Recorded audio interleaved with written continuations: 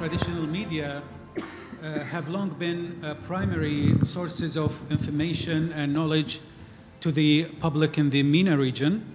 But in recent years, the social media has emerged as a major new platform for knowledge production and sharing in MENA region and worldwide. Anyone with internet can now share knowledge, organize a protest, and control the narrative, among other things.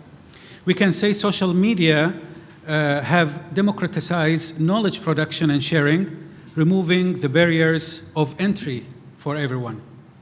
Governments have responded with regulations, censorship, content blocking, surveillance, disinformation campaigns, arrests, and shutouts in order to protect what they say it's the state power. This panel is part of the persistent debate on the freedom of knowledge and the necessity of the necessity to maintain order, which is avidly clear in MENA region nowadays. I'm very happy to welcome our distinguished panel today. We have Dr. Mohammad Alrumaihi, who is a member of the Board of Directors at Gulf International Forum and Professor of Sociology at Kuwait University. Previously, he was an advisor to the Kuwaiti cabinet. Dr. Alrumaihi is the founder and editor-in-chief of daily and monthly publications and an advisor on various committees on education, journalism, culture, and politics for the Kuwaiti government and the private institutions in the Gulf region. He's also a member of different institutions, policy institutions in the Gulf region. Our second speaker today is Dr. Abderrahim Foukara. He's the Aljazeera Bureau Chief for the Americas and host of Aljazeera Arabic Weekly Show in Washington, which looks at US issues and how they impact the rest of the world, and in particular the Middle East and Africa. Before Aljazeera, he worked as a senior producer and reporter for The World. It's a co-production for BBC, and he also worked for the public radio and the BBC World Service in London. We have also our third speaker is Joyce Karam, is a senior news editor at Al Monitor. Joyce has covered the Middle East and US foreign policy for over 2 decades. She started her journalism career in Beirut, covering Lebanon after the Civil War, and has carried out reporting assignments across the Middle East, including in the Gulf and Syria. Joyce is also an adjunct professor of political science at George Washington University. And we have also Dr. Khalid Aljaber, who is the director of MENA Center in Washington, D.C. Previously, he served as editor-in-chief of The Peninsula, Qatar's leading English language daily newspaper. Dr. Aljaber is a scholar of Arab and Gulf studies, and his research focuses on political science, public diplomacy, international communications, and international relations. He has published studies in several books and academic journals.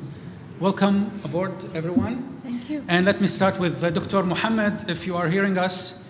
How do you see the public or the Gulf-funded news outlets today and their performance in reshaping the public opinion in the Gulf region and beyond? First of all, I do think that there is no free media. I mean, any media, either classical or the new media, has some sort of, if you like, supporters or people financing this kind of outlets. And we have the traditional media, as you know, radio, television, and the paper. And the new media, or what we call the new social media. Now, generally speaking, the classical media is owned either by governments or by businesses or otherwise, and it has own agenda. The difference between them is how they are professional to present the news and the analysis. Nowadays, I don't think we have a newspaper. We have a viewspaper. That means the news, you can have it immediately on your cell phone. But the important thing is how we analyze the news. Mm-hmm. Here in the traditional media, we lack, if you like, training and professionalism. Just last night, I was watching one of the Arab TV, and this lady was asking the reporter in Gaza, and he was explaining that there is a fighting near the Shifa hospital, and she asked him between who and whom, and she asked him twice or three times, and he it looked at he made a joke. He said that's between the devil and the angels.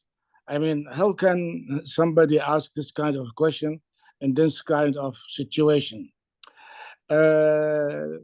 Social media, we are seeing an avalanche of social media, and I do think most of the social media, I will go up to 90%, is either coming from ignorant people, or it has been paid by X or Y person. Here in Kuwait, for instance, it is well known that the large people who have audience, some of them is anonymous, and they ask for money to promote X or Y politicians or certain government agencies. So what we are looking at nowadays is mainly disinformation rather than information. Very rarely you will read some article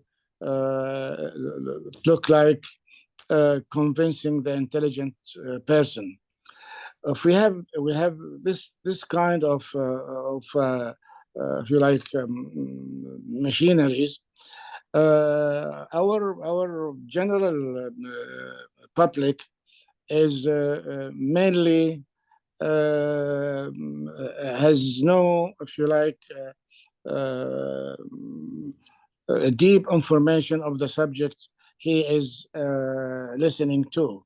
So most of them will agree with the opinion coming from X or Y person in the social media. So I think the social media had made very negative impact on the information reached the ordinary people. Of course, if we add to that, there is a different point of view on almost every issue we are looking at those days. Look to the problem now in Gaza. You will find that people have made their mind with this group or that group before they receive any information. So this is what we are facing with today. A large misinformation coming to us through our new media, and a lack of professionalism within the traditional media. Mm-hmm. Thank you, Dr. Mohammad. We will return to you with some questions. I will move to Dr. Abderrahim. There is this question I read on X.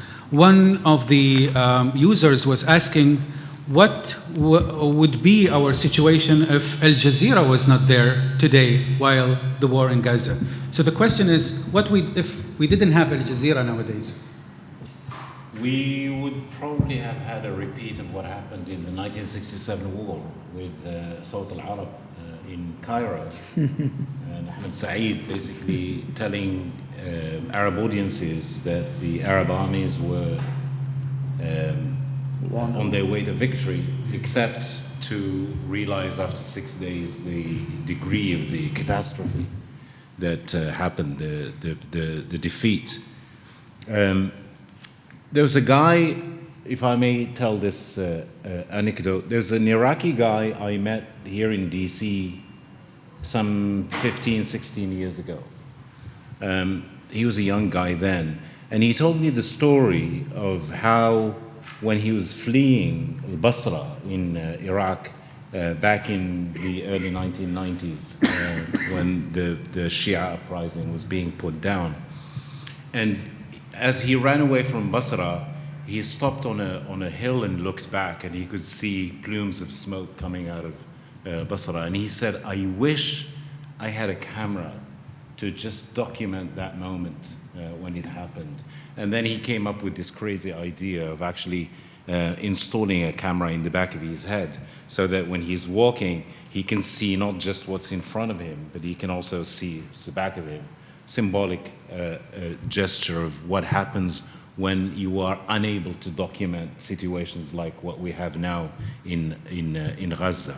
So that's the long-winded answer to your question, what would the world know today about various events if we didn't have Aljazeera. Aljazeera, as we all know, it had serious problems with the Bush administration, the invasion of Iraq, the invasion of Afghanistan, because Aljazeera's coverage basically put the focus on what Aljazeera calls the real face of war, which is civilian casualties. And that was a problem for the Bush administration, because those images, they could obviously shape the reaction of public opinion in the US and in the Arab world. And the situation for the Bush administration, though the challenge was that Aljazeera was a double-edged sword. For them, it basically shaped the narrative about what was happening during the invasion of Iraq in 2003 and what happened in the invasion of Afghanistan before that. But so there was a strong animus from the Bush administration towards the channel at that time. But the flip side of the coin for the Bush administration at that time was that Aljazeera was seen as a platform for what was described back then as democratizing the Arab scene, especially after the attacks of 9/11. So they couldn't, the Bush administration back then couldn't completely boycott. It couldn't laud what Al Jazeera was doing, but at the same time, it couldn't boycott it. And fast forward, just to be brief, fast forward to what's happening today in Gaza. Obviously, there were wars in the Arab world, but also American wars like Vietnam, for example. People did not really know what was going on in those wars. I mean, Walter Cronkite, Johnson was quoted as saying, "If I lose Walter Cronkite, I'll lose the Midwest." And that's how powerful images are. Except that today, you have Al Jazeera covering what's going on in Gaza live. And there are people who don't want to see that kind of coverage. There are people who see it, but they don't want to do anything about it. But overall, its impact is quite powerful when we see how many of the American networks are covering the war currently in Gaza.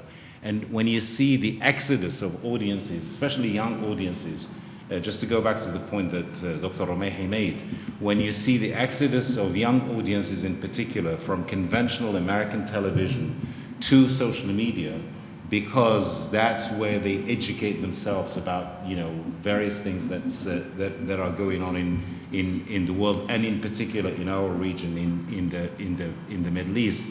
Then you get this marriage in the case of Al Jazeera, just to include, you get this powerful marriage, conventional TV, which is Al Jazeera, Al Arabiya, and many of the other satellite channels that we have in the Middle East, and social media.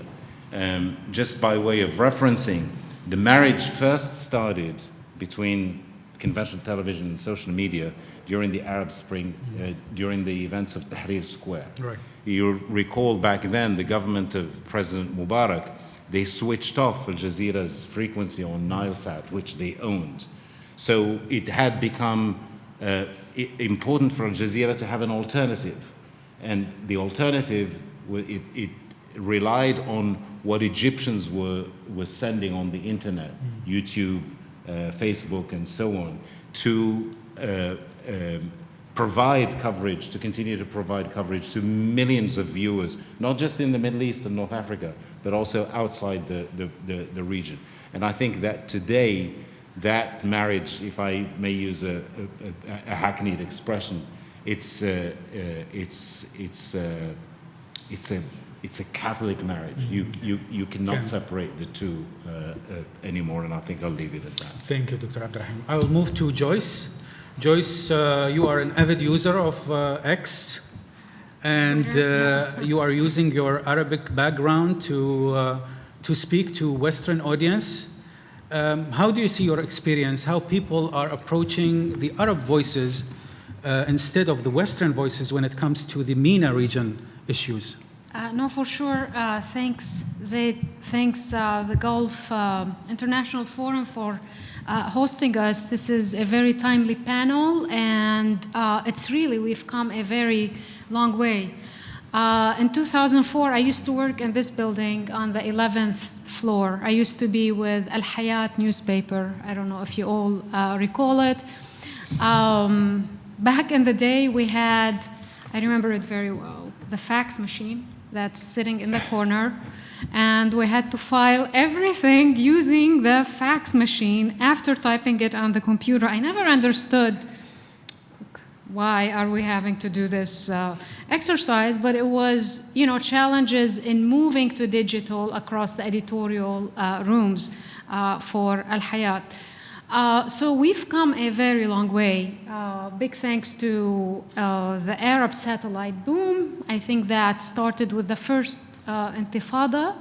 Aljazeera was pioneering in that, and it helped a lot in channeling Arab voices in ways that we haven't seen in Western media.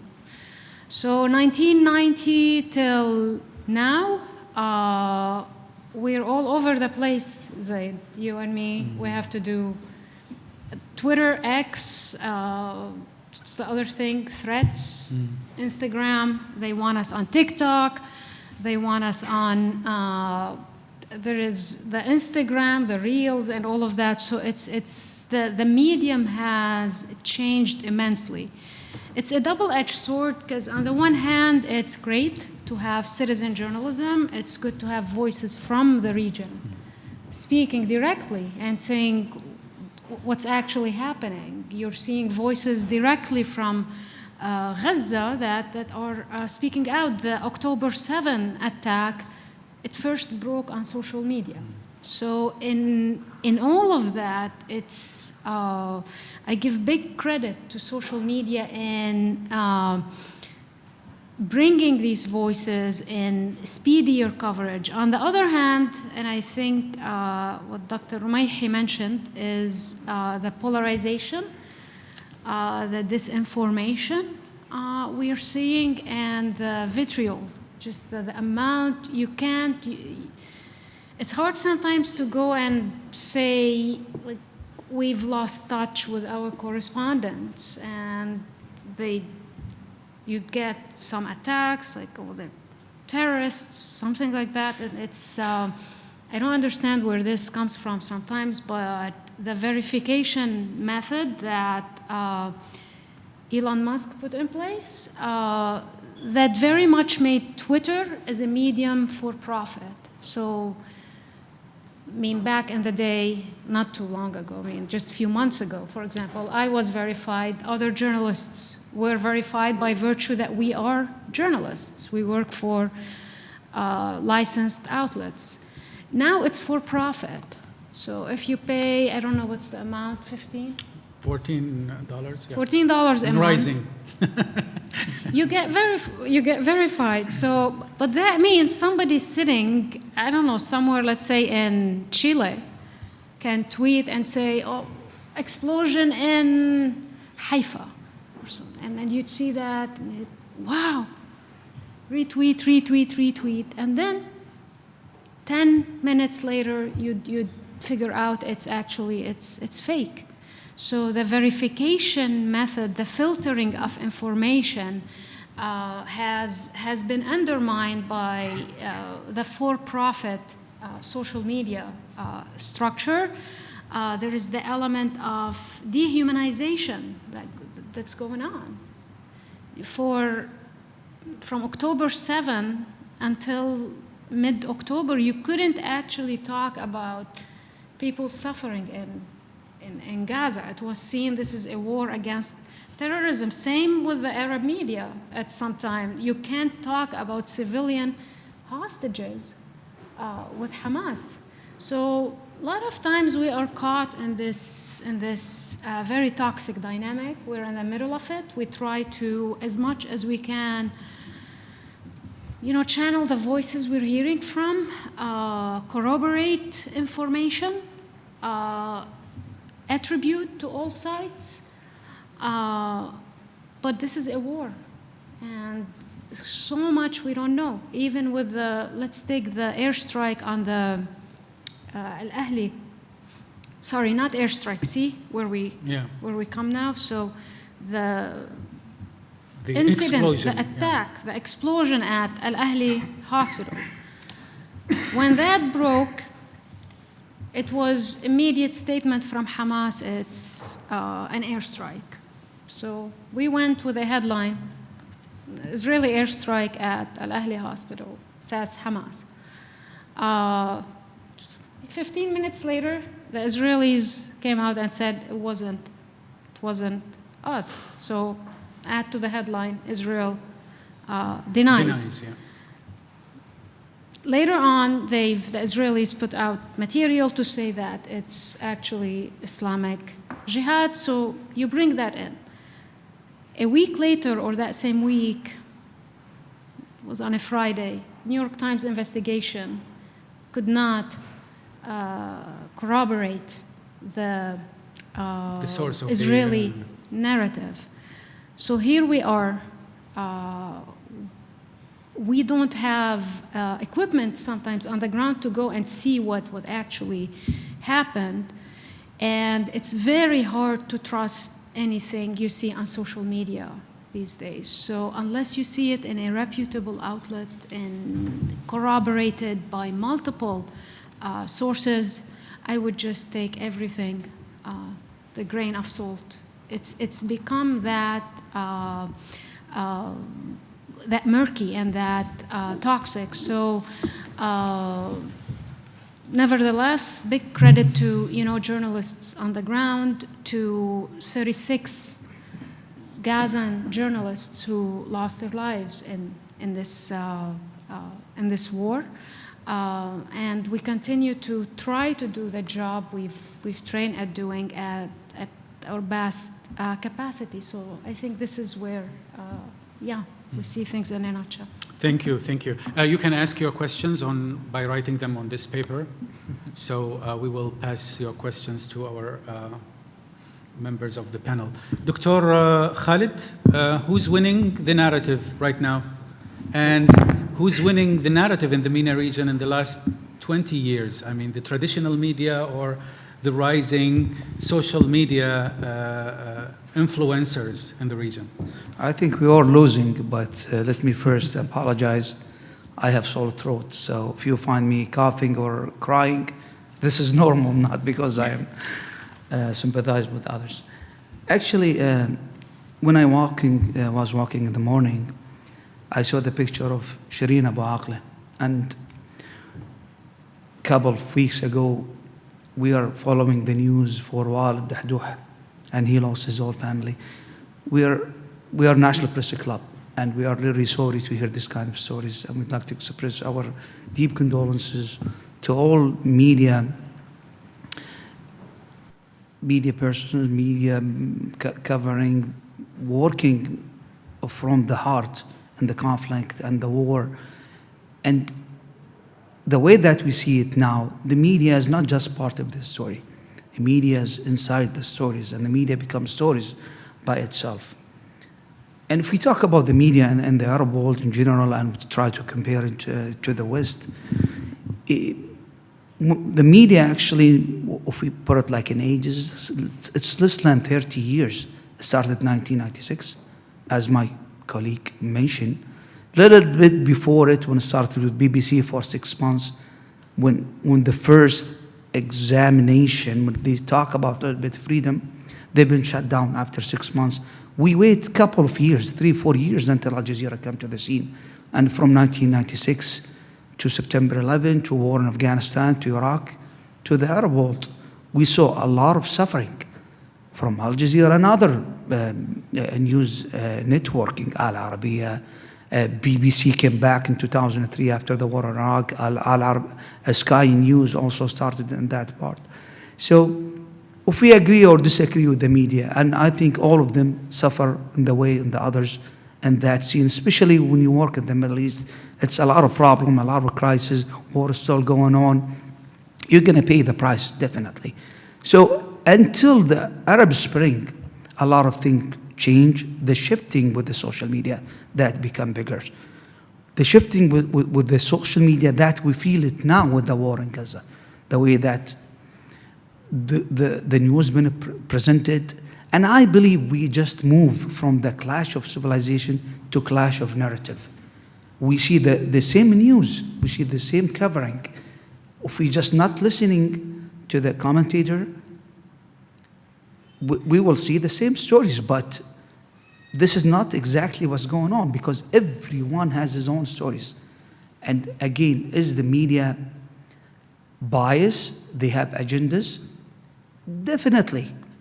I think all media biased, they all have agendas. Maybe the difference is in quality, not in quantity.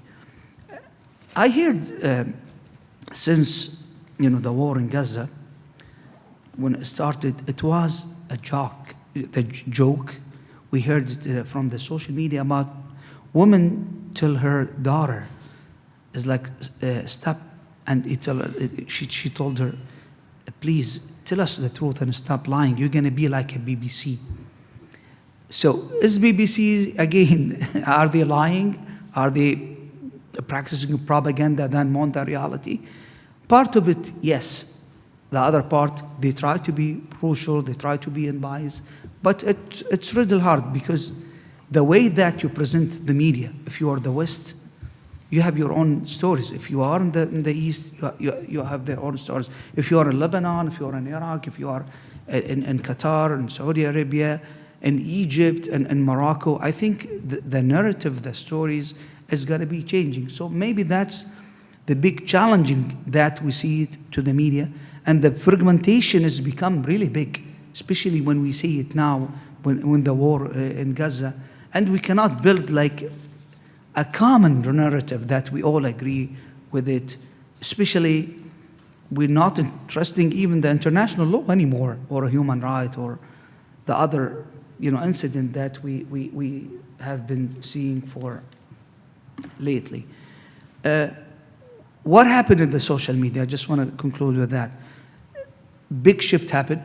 Maybe we're lucky again, as Joyce said, when Elon Musk is there, and he tried to give more freedom of speech, especially from the news coming from the Arab world and the East, comparing before, because we see the problem would come to the Facebook. They still have the algorithm that try to prevent some content, and they succeeded. And they learned that after the Arab Spring. They don't want to repeat it because they heard their agenda.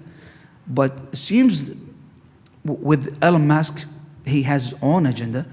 And actually also the TikTok, when it comes to the scene, and we criticize Chinese a lot, but when that part, with the algorithm that we did, they allowed a lot of stories has not been possible to be presented before. So definitely it's a lot of changing. A lot of people go into the social media now to tell their own stories, and the conflict and from the narrative, it's been hijacking from the whole. That's what I believe. Can I just, just a quick point that I wanted to add to what we've just heard from Dr. Jaber. I started my career in radio, the BBC in London in the 1990s. And since then, several revolutions have happened. Back then, in the Arab world, let's say you're talking to an Arab in Egypt or Cairo or Oman or wherever, and they'll tell you something happened, and they trust it 100%. And he said, and you say, where did you hear it? And they say, I heard it on the BBC, end of story. You know, that kind of level of credibility that existed back then, a lot of skepticism has been infused into it since then. So that's one thing. Then NBC, Aljazeera, and satellite television came along, and that was the TV revolution in the Arab world. All of a sudden, radio continued to exist and continued to enjoy some level of credibility, as represented by BBC, Monte Carlo, Radio France International, and so on. But nothing like the popularity of the visual medium, Al Jazeera or NBC. I mean, the visual is so powerful. I was covering the UN for Al Jazeera several years ago, and I met the ambassador of South Africa at the UN at that time. Jazeera English didn't even exist back then. And he came to me and he said, what is it about you guys? You're so popular even in South Africa, where hardly anybody spoke Arabic. But people understood the visual language, the visual narrative. So that's another revolution. These are all related, interrelated revolutions. The other tier of this revolution is that you'll recall that during the liberation of Kuwait, Saddam Hussein at that time in Iraq, he expelled every international outlet except one, CNN. Peter Arnett. And Peter Arnett was allowed to continue to broadcast to report from Iraq, from Baghdad. He almost single-handedly wove the narrative of the war for the international audience. And it is in this context that you began to see Arabic language networks sprouting out, because people thought, if these wars are happening on our turf, why do we need somebody like CNN to come and weave the war narrative for us? And the point that I'm trying to make is that all of a sudden, we began to see a reversal of the flow of information from the northern hemisphere to the southern hemisphere.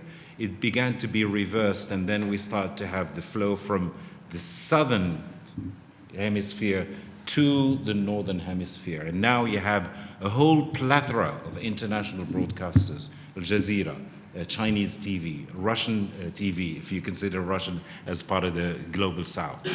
But you get the point. That's another revolution that happened. And it's a revolution, it's a reversal that has serious repercussions for what governments do or do not do, for what countries do or do not do, for what people, how people mobilize to do something or not to do it. Just to conclude, you know, this ebullience that we are seeing now in the United States by Arab Americans, Muslim Americans, African Americans, segments of the Jewish American community in opposition to the war on Gaza, it all has its roots in this provision of alternative sources of information that are not just CNN or Fox News or MSNBC. So the global South television revolution is what I'm talking about here. Dr. Mohammad, you gave us a very bleak assessment of how information is used in the MENA region. Do you have any practical steps on how you get your information and you verify them? I think we have to ask ourselves what's a person, an ordinary person would like to see or hear. Usually, generally speaking, would like to hear something he pleases him, or probably something he disliked very much. So if you give him a balanced story, he will not be interested, because he has his own ideas accumulated from his childhood, from his environment, from his schooling, and from his political perspective. So the unfortunate, what we have in, say, classical media is, to my mind at least, to my observation, is the lack of professionalism. I know for a fact that X or Y television company in the Arab world have a white list of commentator and a black list of commentator. So if you want to push your idea, you have to bring somebody you know that he will say whatever pleases you on the show. But you will be very reluctant to bring somebody else, or if you bring him, you will give him a very little airtime to speak his mind. This is the unfortunate, what we are facing. Even in newspaper, a number of colleagues, their articles was banned because even here in Kuwait, and it is very well-known fact, that because the editor wouldn't like what he was saying, or either he will say, well, this is against the law. What I'm trying to say that there are no free information today as we would like to see. If you look to the war in Gaza, if you take the Israeli narrative, it will be accepted by the Israelis and the sympathizers. And if you look to the Arab narrative, it will be accepted by the Arabs and their sympathizers. Now, I heard one of my colleagues talking about the popular rising, if you like, in the West. But does this popular rising has affected the politicians? I doubt it very much, because still, the Jewish lobby is very strong in the United States, in France, and in the United Kingdom. So I do believe that our friend who was talking about the BBC on the old time, it was true for two reasons. If you like, the ceiling of freedom in the United Kingdom at that time was acceptable, and if your education or knowledge of the receiver was very limited. And I have experienced this during the Iraqi invasion to Kuwait. We were struggling to push, a few information here and there in the media, and it was very hard. Saddam Hussein was buying journalists, was buying outlets, and some other media, and of the what we call the Arab nationalism, and they thought that the annexation of Kuwait is the beginning of the United states, Arab states. So now we are facing the same problem with the Gaza. I mean, I follow some of the commentators that they are presenting the victory of Hamas in golden plate, if you like. Mm-hmm. This is not the truth, unfortunately. So basically, Dr. Mohammad, you built your information through the views of both parties? No. I have my own ideas. Sure. You know, but I think I'm sorry to say this.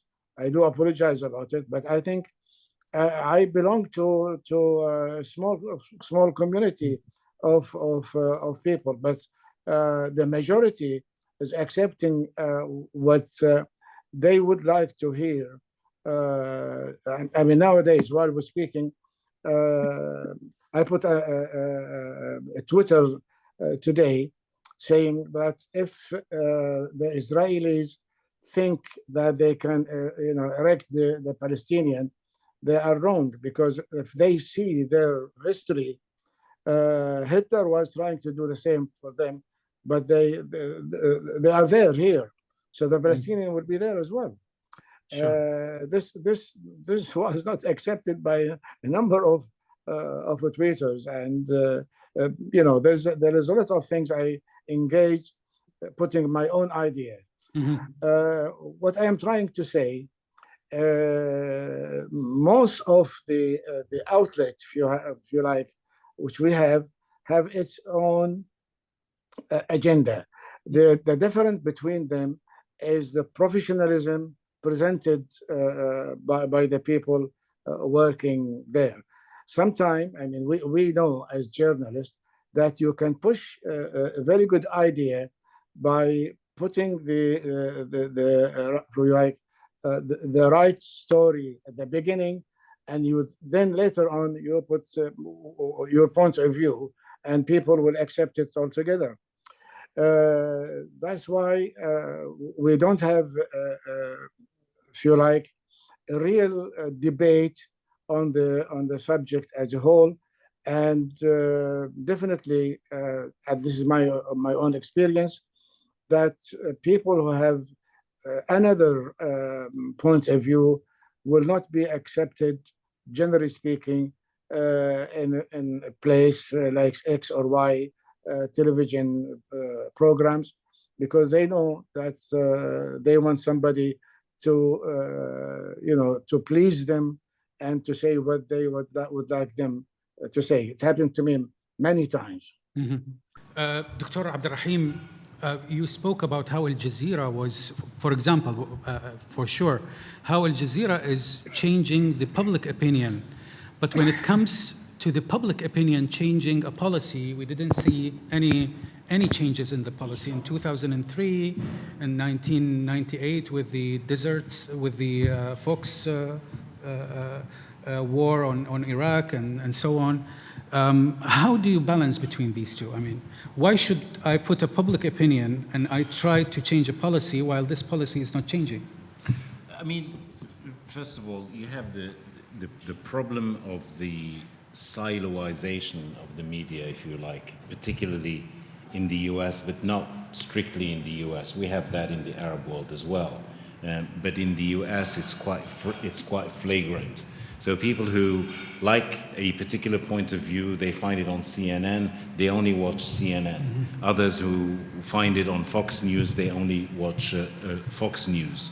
So in many ways, it's hard to build consensus, popular consensus, around opposition or support to a particular policy in the US.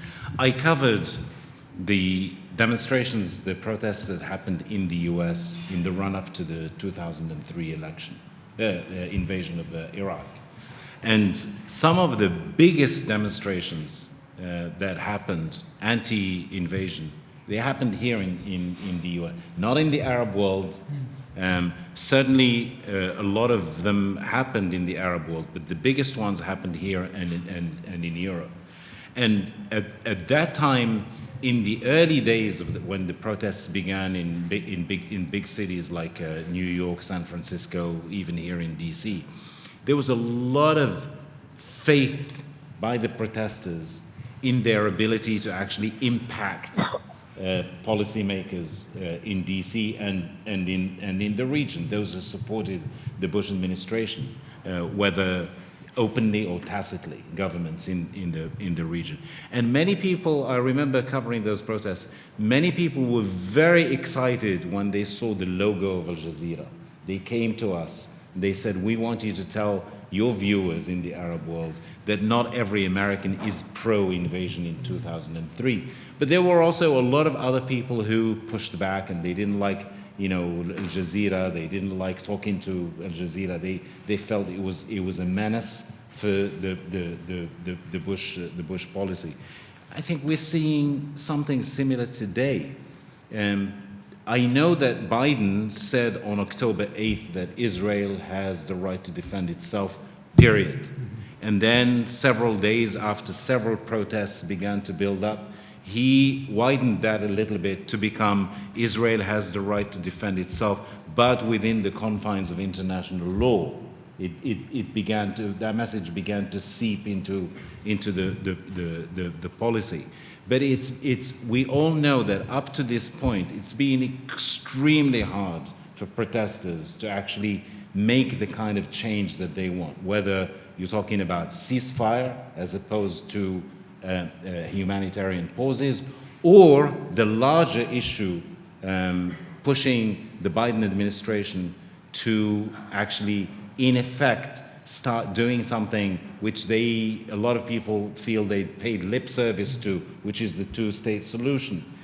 So the larger context, it's definitely difficult for now to know to what extent the protests, the anti-war protests, have impacted the Biden administration. But we know in the short term there's been just a little influence. And I can tell you, just to conclude, I know for a fact from watching American television and watching television and the media in the Arab world, that change did not happen because of the coverage of conventional television, the change in the Biden position.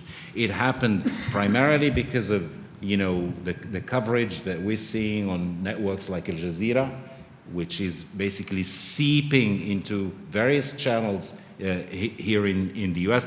But to go back to social media, it happened because a lot of social media is being focused on what's going on in Gaza. And just a final issue, we all know the problem of social media. I mean, on the one hand, it's be careful what you wish for. There were times when we all were clamoring for democratizing the media. Well, the media has been democratized, but the cacophony that we're seeing now in social media is another real menace. The cacophony and the tendency to fake news is a problem, because obviously social media, they don't have those guards that we have in conventional television, which is you have an editorial body that basically checks what goes out. It verifies in different ways, but when I say we, television, conventional television, whether in the US or in the Arab world. Mm-hmm. Joyce, Dr. Abderrahim was speaking about this Catholic marriage between social media and traditional media. There are some people who say that traditional media is chasing social media nowadays. To what degree do you think that the social media is setting the agenda for the traditional media?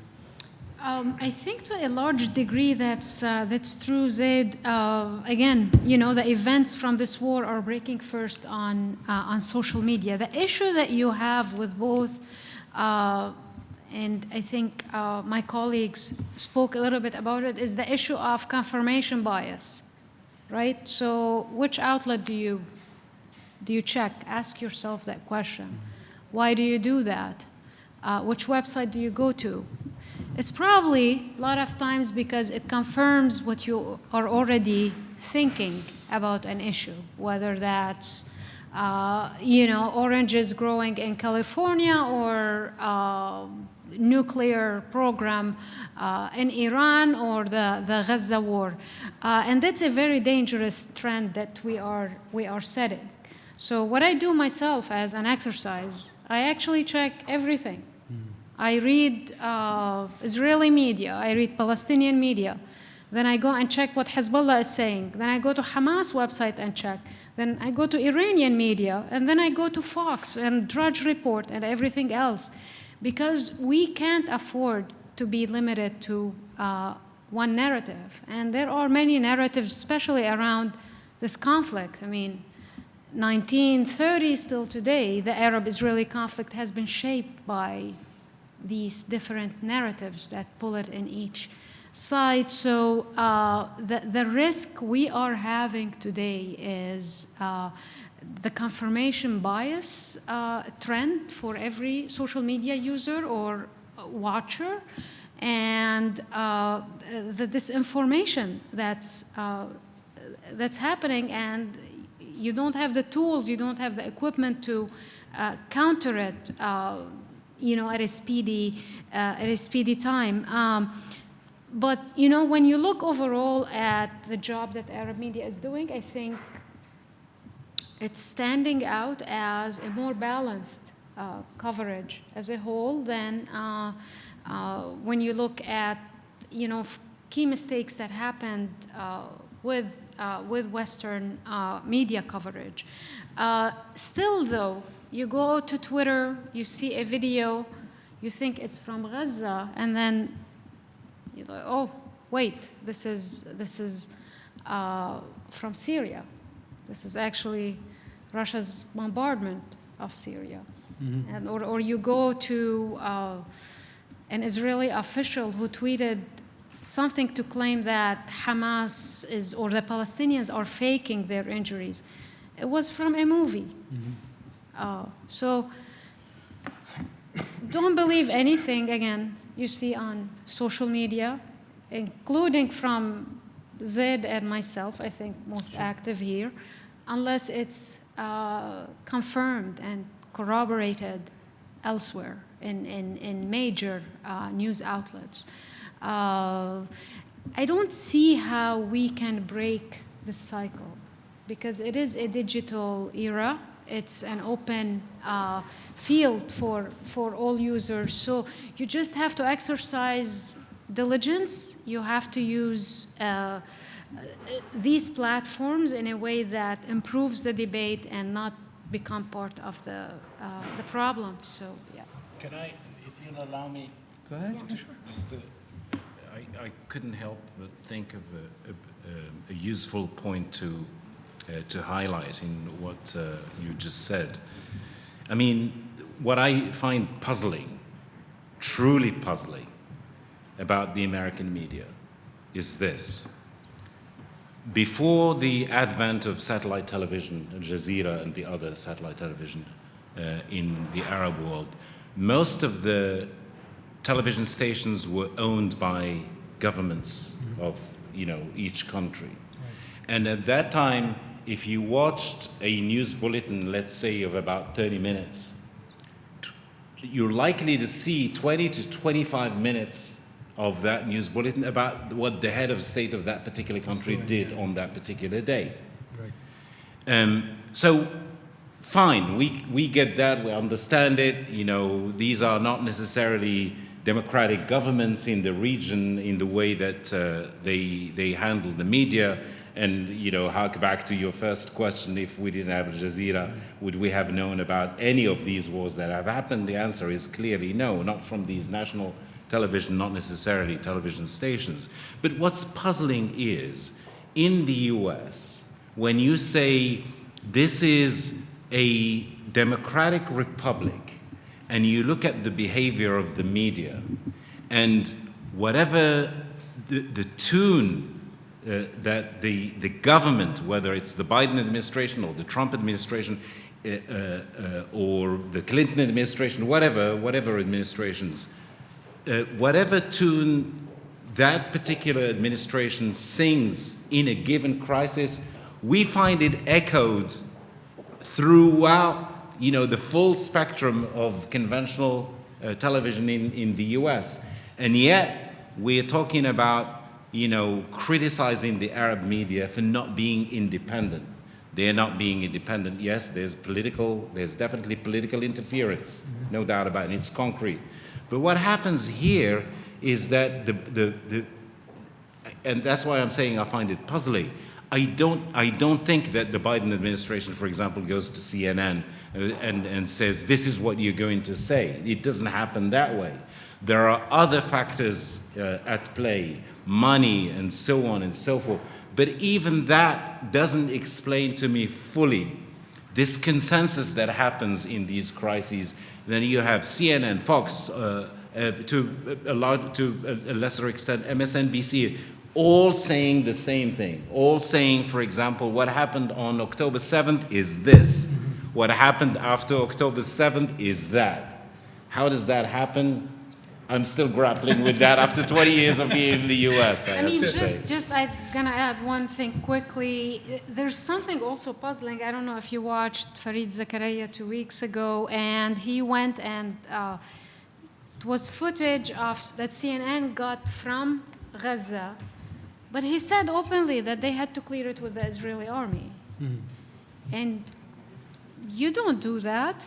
You don't, this should be, we don't clear quotes with officials. Like, this is not transparent journalism. So that was a big red flag.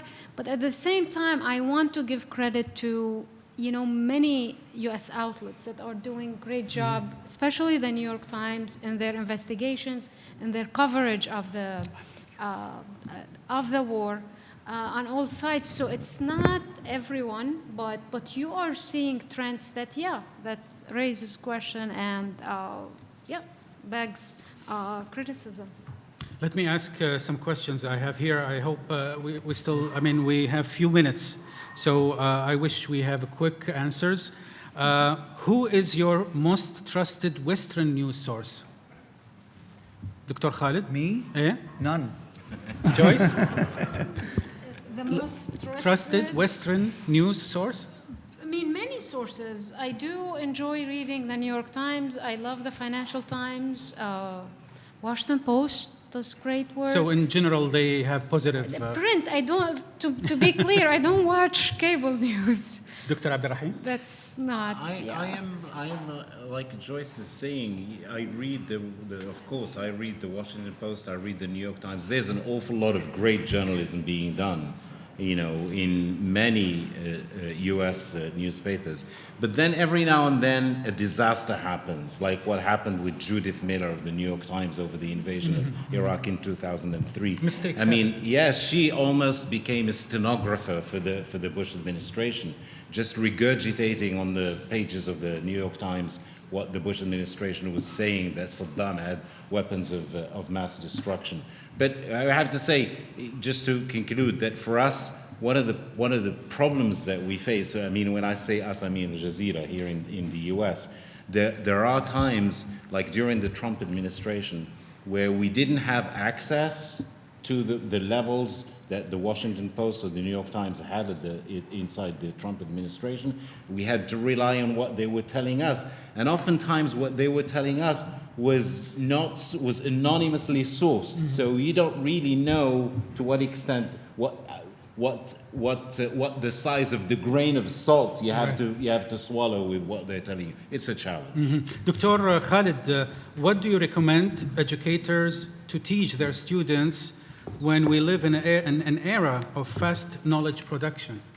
Look, to summarize it, I think the big thing happened, it's the open media in the Arab world and the Middle East, even in the West now as we see it. I think what happened also with the social media when they come to the scene is changing the media theory, not just the media scene. Now we are not talking about agenda setting, not talking about cultivation, not talking about how people impact by the news. No, you for the first time you can hear different narrative. You choose your own, you develop your own mind about it. It's challenging. come not from the big organization, not from the big corporation. It's come from the people. People that tell you the stories Sure. inside. So this is how do we see the change is happening in that scene. Thank you for Dr. Abderrahim. He has trained to catch. My last question for all of you before we wrap up. Do you think that a journalist can state his opinion on social media? Dr. Khalid? Journalists can? Can any journalist state his own opinion on social media? Sometimes yes, sometimes no.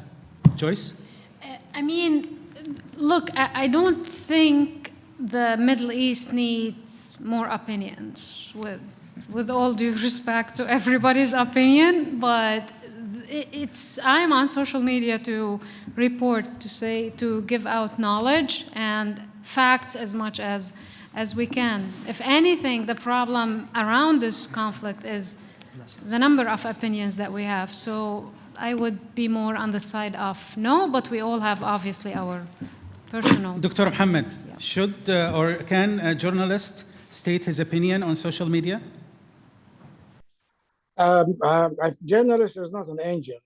I think we have our own biases. It depends on the training, on the vision of this journalist, and probably what was his philosophy. But I would like to answer your first question. What kind of outlets, news outlets, I usually 80% trust. I'll go for the Foreign Affairs and the Economist. Probably you will find some analysis, a little bit giving you the facts as probably they are. This is because how they done. As you know, the Economist, you don't find a name on the article. They usually the article written by different people, and this check and balance as well. Generally speaking, journalism or the media need freedom. Wherever society lack of freedom, definitely everything will collapse. Okay, thank you, Dr. Mohammad. And at the end of this panel, I want to thank Dr. Mohammad Alrumaihi, Dr. Abderrahim, who was with us, Abderrahim Foukara, also Joyce Karam, thank you very much. Dr. Khalid Aljaber, thank you very much. And thank you for the audience for coming. And we conclude. Thank you very much. Thanks. Thank you.